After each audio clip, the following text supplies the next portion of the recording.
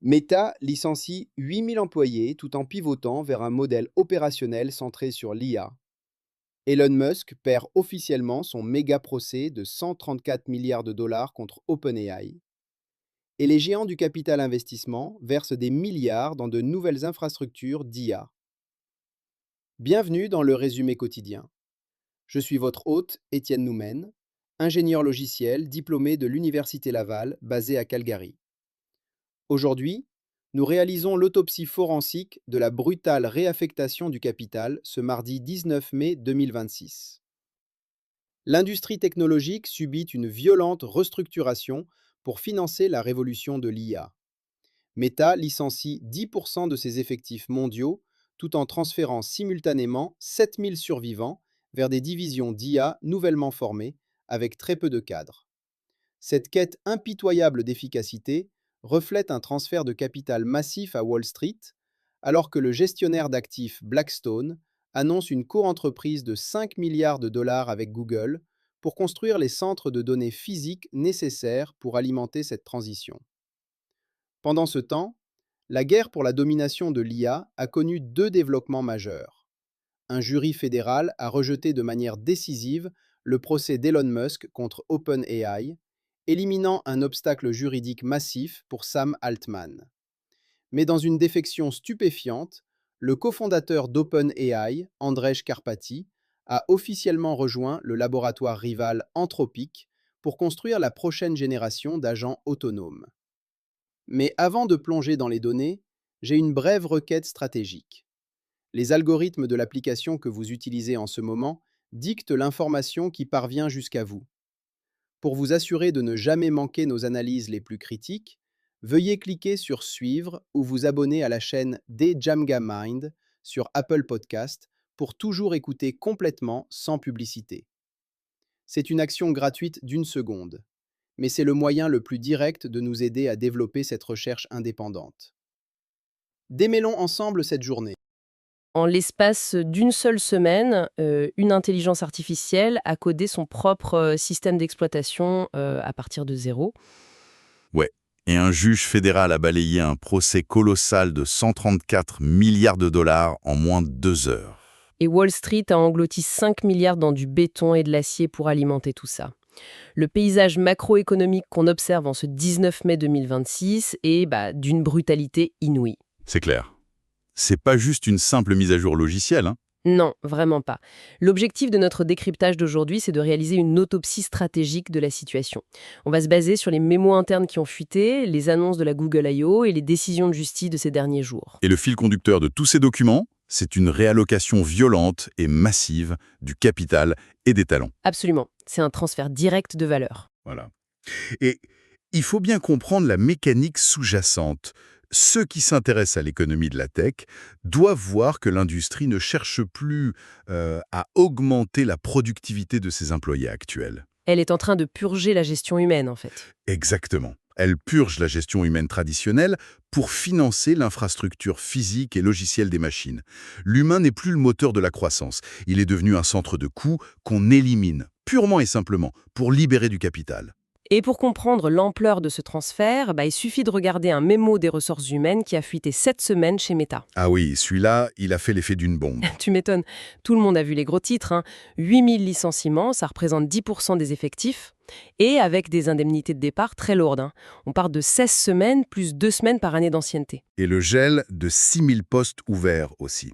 Au nom de, je cite, l'efficacité IA. C'est ça, mais c'est même pas le plus révélateur. Dans ce mémo, la directrice des RH, Janelle Gale, annonce que 7000 employés restants vont être réaffectés. Ouais.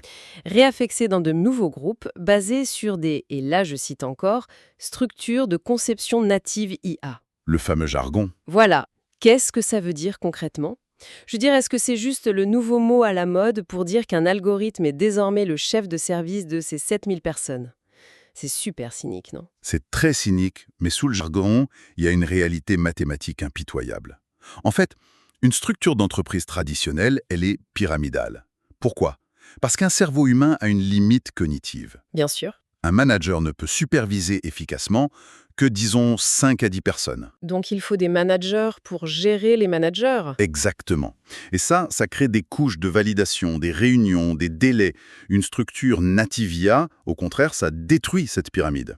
Le mémo précise bien qu'il y aura beaucoup moins de managers par employé. D'accord. Parce qu'un système d'IA conçu pour la gestion de projet peut ingérer, analyser et allouer le travail de centaines de contributeurs simultanément, en temps réel. Donc le rôle du manager intermédiaire, celui qui faisait juste passer l'info du point A au point B, il disparaît. Il s'évapore, ouais.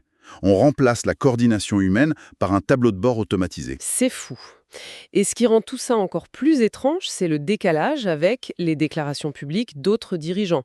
Prends Demissa Sabis, le PDG de DeepMind. À l'interview de cette semaine. Ouais. Il balaye complètement les craintes de perte d'emploi.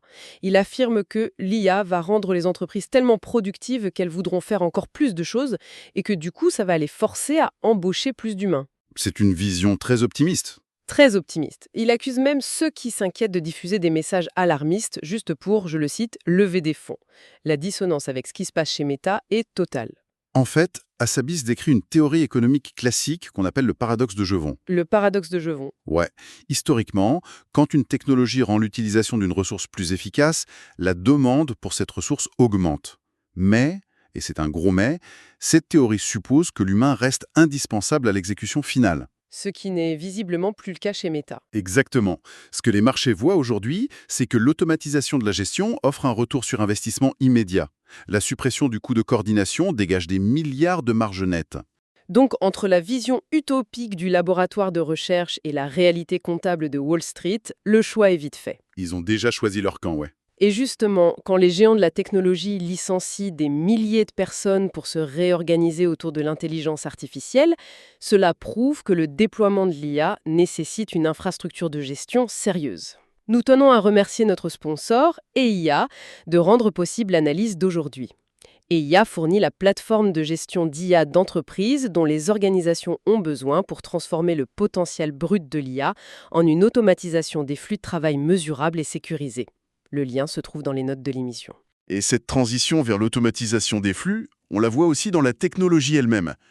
La technologie qui remplace ses managers. On n'est plus du tout face à des simples outils de consultation. C'est le fameux virage agentique dont tout le monde parle. Le terme est partout dans nos sources. Surtout avec les annonces de la Google I.O. de cette semaine. Oui, le lancement de Gemini 3.5 Flash. Et un outil appelé Antigravity 2.0. Et le changement de ton chez Google est, radical. Il ne parle presque plus d'IA conversationnelle. Tu sais, le petit chatbot avec qui tu discutes. C'est fini, ça. C'est fini. Maintenant, il se concentre sur le codage agentique autonome. Et il y a eu cette fuite hallucinante sur des tests internes. Apparemment, 3.5 Flash aurait codé son propre système d'exploitation à partir de zéro. Ouais, c'est pas rien. Mais comment on passe d'un modèle qui t'aide à rédiger un email à un truc qui crée un système d'exploitation complet? C'est comme passer d'une calculatrice très intelligente à, je sais pas, une voiture qui se conduit toute seule et qui construit la route en même temps. C'est une excellente métaphore. La différence, elle réside dans la boucle d'exécution. Une IA conversationnelle, elle attend une question, elle génère une réponse et elle s'arrête. Elle est passive. Voilà. Une IA agentique, par contre, elle a la capacité de diviser un objectif énorme en plein de sous-tâches. Elle teste son propre code, elle repère les erreurs de compilation et elle réécrit la partie défectueuse.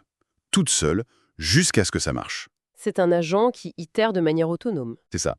Et coder un OS, ça demande de gérer la mémoire, les processus matériels, les entrées et les sorties. Si un modèle peut orchestrer tout ça, on ne parle plus de génération de texte. On parle d'ingénierie logicielle complètement automatisée. Ce qui demande une puissance de calcul qui, franchement, défie l'entendement.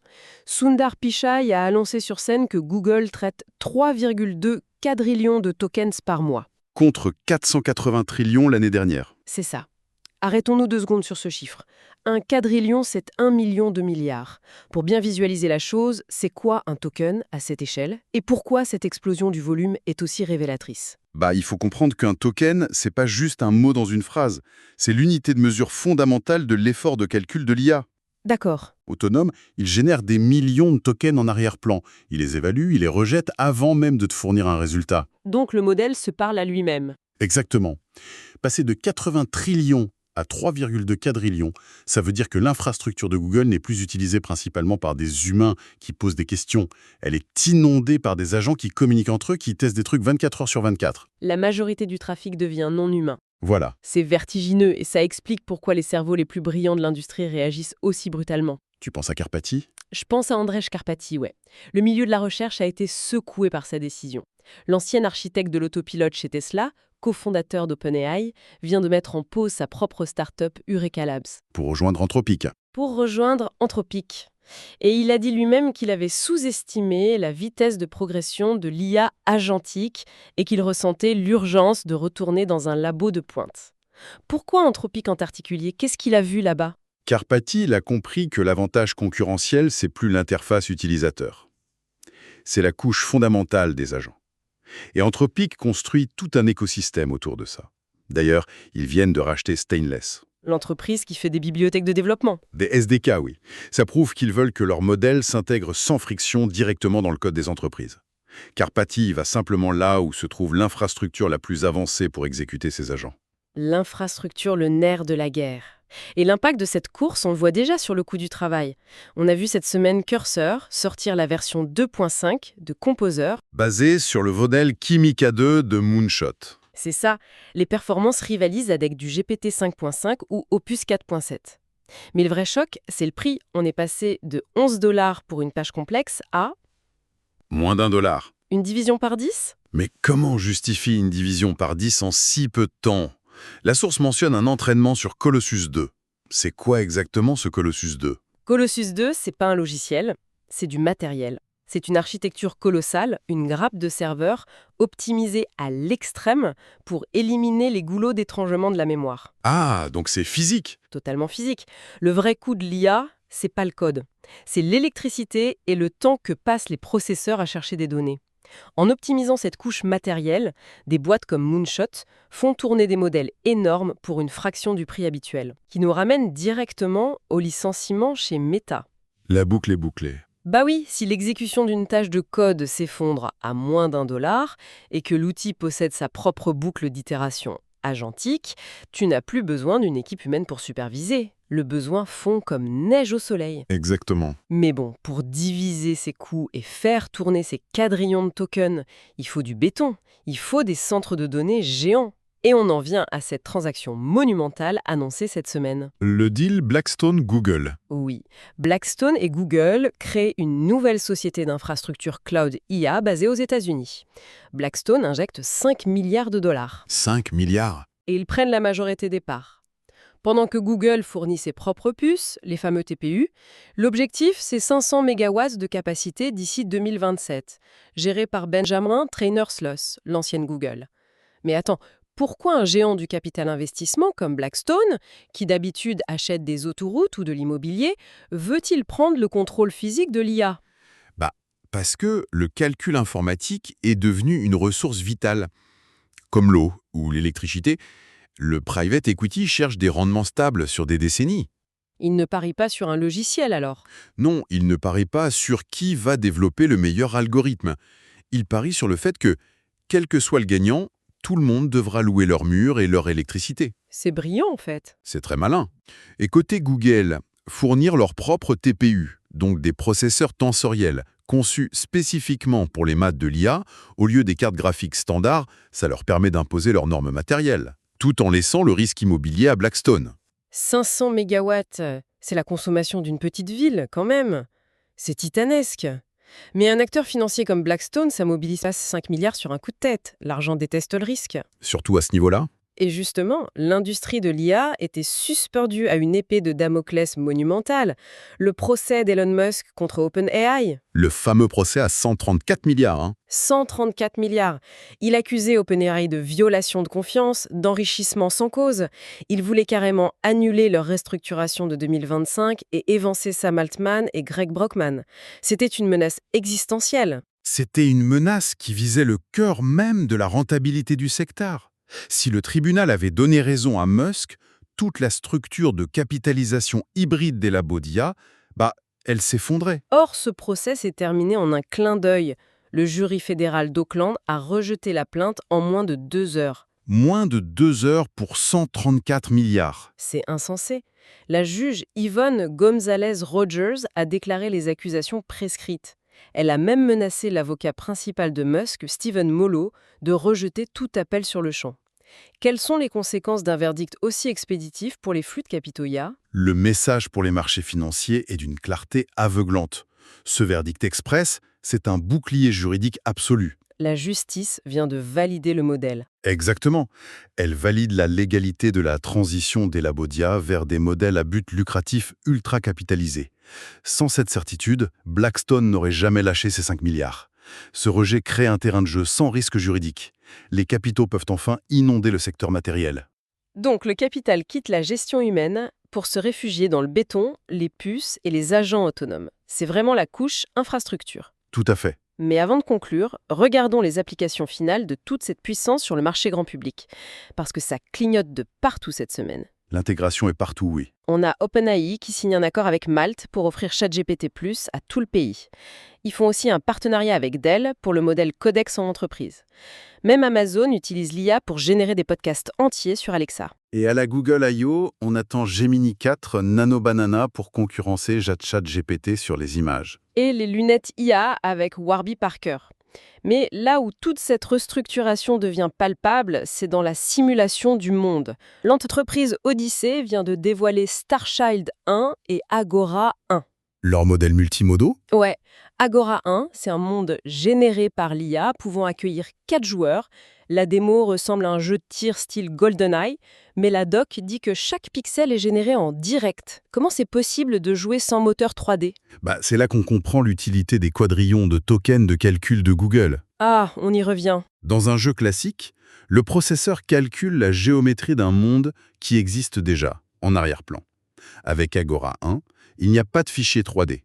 L'IA hallucine littéralement chaque pixel en temps réel, 60 fois par seconde, juste en se basant sur les actions des joueurs. Elle devine à quoi le monde devrait ressembler. C'est un monde généré à la volée? C'est une simulation cohérente, oui. Ce qui m'amène à un constat, un contraste complètement dingue dans l'actu d'aujourd'hui. D'un côté, on utilise cette puissance pour halluciner des pixels et faire des jeux de tir. Ouais. Et de l'autre, on a Apple avec son Vision Pro.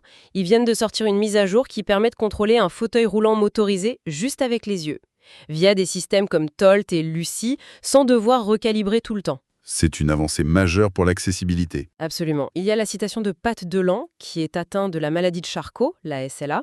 Il dit que cette fonction vaut de l'or. Elle lui rend sa dignité de mouvement. Mais comment on passe de la création de mondes virtuels pour gamers à une technologie médicale aussi précise dans le monde réel? En fait, c'est le même bond technologique. La mécanique sous-jacente est identique. C'est-à-dire? Pour qu'Agora 1 génère un monde cohérent, l'IA doit avoir une compréhension mathématique ultra profonde de la géométrie, de la physique, de la perspective. D'accord. Et pour que l'Apple Vision Pro traduise l'infime mouvement d'une pupille en une commande spatiale fiable à 100%, il utilise les mêmes réseaux neuronaux de compréhension spatiale. Les milliards de Blackstone, les recherches de Karpathy, ça finance ces deux extrêmes. L'infrastructure est la même. C'est fascinant. Donc si on résume l'arc narratif d'aujourd'hui, le parcours de l'argent est limpide. L'argent économisé sur les 8000 licenciements de Meta, il part dans des co-entreprises de private equity pour construire des fermes de calcul de 500 MW. C'est exactement ça. Ces fermes font tourner des modèles agentiques de moins en moins chers qui deviennent autonomes. La justice rend tout ça intouchable et à la fin, on modifie la réalité physique et virtuelle des consommateurs. C'est une restructuration sismique. La maîtrise du codage agentique, c'est plus une option pour booster son CV. C'est une nécessité de survie économique. Ce qui soulève une toute dernière question pour ceux qui nous écoutent. Une réflexion qui n'était pas dans les mémos d'aujourd'hui. Dis-moi. Si l'IA agentique, comme Gemini 3.5 Flash, peut coder un système d'exploitation de A à Z, et si Meta vire ses cadres parce qu'un algorithme alloue mieux les ressources qu'un manager humain? Je vois où tu veux en venir. Bah oui, à quel moment les conseils d'administration et les actionnaires vont réaliser que le rôle du PDG lui-même pourrait être accompli plus efficacement par l'IA?